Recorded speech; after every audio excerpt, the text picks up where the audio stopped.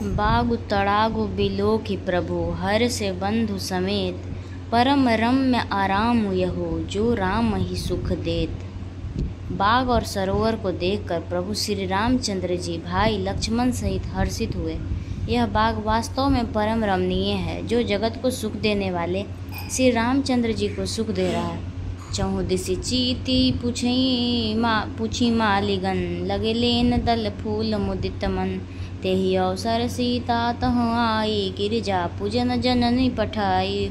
चारों ओर दृष्टि डालकर और मालियों से पूछकर वे प्रसन्न मन से पत्र पुष्प लेने लगे। उसी समय सीता जी वहां आई। माता ने उन्हें गिरिजा अर्थात पार्वती जी की पूजा करने के लिए भेजा था। संग सखी सब सुभग सयानी, गावहि गीत मनोहर बानी, सर समीप गिरिजा गृह सोहा, बरनी न जाई देखी मनु मोहा। साथ में सब सुंदरी और सयानी सखियां हैं जो मनोहर वाणी से गीत गा रही हैं। सरोवर के पास गिरिजा जी का मंदिर सुशोभित है, जिसका वर्णन नहीं किया जा सकता, देखकर मन मोहित हो जाता है।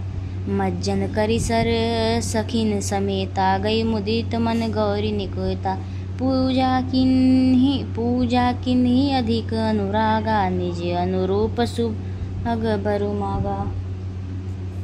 सखियों सहित सरोवर में स्नान करके सीता जी प्रसन्न मन से गिरिजा जी के मंदिर में गईं। उन्होंने बड़े प्रेम से पूजा की और अपने योग्य सुंदर वर मांगा। एक सखी सिय संगु बिहाई, गई रही देखन फुलवाई, तेहि दो बंधु बिलो के जाई, प्रेम विवश सीता पही आई। एक सखी सीता जी का साथ छोड़कर फुलवाड़ी देखने चली गई थी। उसने जाकर दोनों भाइयों को देखा और प्रेम में बिहल होकर वह सीता जी के पास आई। तासु दशा देखी सखिन, पुलक गात जलु नैन, कहु कारण निज हरस कर, पूछई सब मृदु बैन। सखियों ने उसकी दशा देखी और उसका शरीर पुलकित है और नेत्रों में जल भरा है। सब कोमल वाणी से पूछने लगी कि आपकी अपनी प्रसन्नता का कारण बताइए। देखन बागु कुंवर दुई आए, बै किशोर सब भांति सुहाई, श्याम गौर किमि कौ बखाने, गिरा अनयन नयन बिनु बानी। उसने कहा, दो राजकुमार बाग देखने आए हैं। किशोर अवस्था के और सब प्रकार से सुंदर हैं। वे सावले और गोरे रंग के हैं। उनके सौंदर्य को मैं कैसे बखान कहूँ। बिना वाणी बिना नेत्र की और नेत्रों के वाणी नहीं है। सुनी हरसी सब सखी सयानी, सियहि अति उत्कंठा जानी, एक कहई नृपु सुत तेयाली, सुने जमुनि संग आए काली। यह सुनकर और सीता जी के हृदय में बड़ी उत्कंठा जानकर सब सयानी सखियां प्रसन्न हुई। तब एक सखी कहने लगी, हे सखी, यह वही राजकुमार है जो सुना है कि कल विश्वामित्र मुनि के साथ आए हैं, जिन्हें निज रूप मोहनी डारी, किन्हें स्वबस नगर नर नारी, बरनत छवि जहाँ तहाँ सब लोगो, अवसी देखिया हील देखन जोगो। और जिन्होंने अपने रूप की मोहिनी डालकर नगर के स्त्रियों पुरुषों को अपने वश में कर लिया है। जहाँ तहाँ सब लोग उन्हीं की छवि का वर्णन कर रहे हैं। अवश्य चलकर उन्हें देखना चाहिए। तासु बचन अति सियहि सुहाने, दरस लगी लोचने अकुलाने, चली अग्र करी प्रिय सखी सोई, प्रीति पुरातन लखई न कोई। उसके वचन सीता जी को अत्यंत प्रिय लगे और दर्शन के लिए उनके नेत्र अकुला उठे। उसी प्यारी सखी को आगे करके सीता जी चली। पुरानी प्रीति को कोई लख नहीं पाता। सुमेरी सिए नारद बचन, उपजी प्रीति पुनीत, चकित बिलो कति सकल दसी, जनुषि सुमृग सभीत। नारद जी के वचनों का स्मरण करके सीता जी के मन में पवित्र प्रीति उत्पन्न हुई। वे चकित होकर सब और इस तरह देख रही है मानो डरी हुई मृगछौनी इधर उधर देख रही हो। कंकन किंकिनी नुपुर धुनी सुनी, कहत लखन सन राम हृदय गुनी, मानहु मंदन दुंदुभि दीन्ही, मनसा विश्व विजय कह केन्ही। कंकन यानी हाथों के कड़े, करधनी और पायजेब के शब्द सुनकर श्री राम जी हृदय में विचार कर लक्ष्मण से कहते हैं, ये ध्वनि ऐसी आ रही है मानो कामदेव ने विश्व को जीतने का संकल्प करके डंके पे चोट मारी है।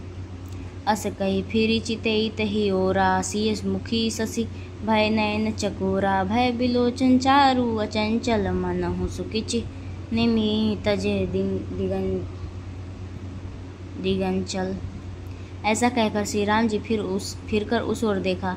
श्री सीता जी के मुख रूपी चंद्रमा को निहारने के लिए उनके नेत्र चकोर बन गए, सुंदर नेत्र स्थिर हो गए, टकटकी लग गई, मानो निमि अर्थात जनक जी के पूर्वज ने जिनका सबकी पलकों में निवास माना गया है। लड़की दामाद के मिलन प्रसंग को देखना उचित नहीं है, इस भाव से सकुचाकर पलकें छोड़ दी, पलकों में रहना छोड़ दिया। जिस पलकों का गिरना रुक गया, देख सिए शोभा सुख पावा हृदय सराहत बचनु नावा जनु बिरंचि सब निज निपुनाई बिरज विश्व कहाँ प्रगति दिखाई। सीता जी शोभा दिख कर सीता जी की शोभा देखकर श्री राम जी ने बड़ा सुख पाया। हृदय में वो इसकी सराहना करते हैं किंतु मुख से वचन नहीं निकलते। वह शोभा ऐसी अनुपम है मानो ब्राह्मण ने अपनी सारी निपुणताओं को मूर्ति मानकर संसार को प्रकट कर दिखा दिया हो। सुंदरता कहूँ सुंदर करई छवि गृह दीप शिखा जनु बरई सब उपमा कभी रहे जुठारी के ही पट तरों विदेह कुमारी।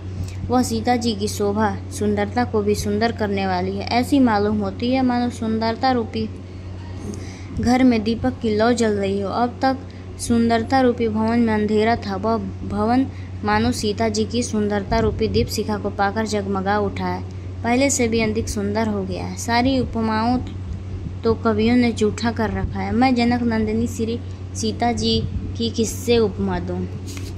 तो ऐसा कुछ चौपाई है जब राम जी और सीता जी दोनों लोग पहली बार एक दूसरे को जब देखे थे, उस टाइम की ये सारी चौपाइयाँ हैं। आपको मेरी वीडियो अगर अच्छी लगी हो तो ज़रूर लाइक सब्सक्राइब कर दें, और अगर आपको आगे का अगर चौपाई सुनना हो और सहित तो कमेंट करके ज़रूर बताएं। जय श्री राम। मिलते हैं कल नई वीडियो के साथ, तब तक के लिए राधे राधे।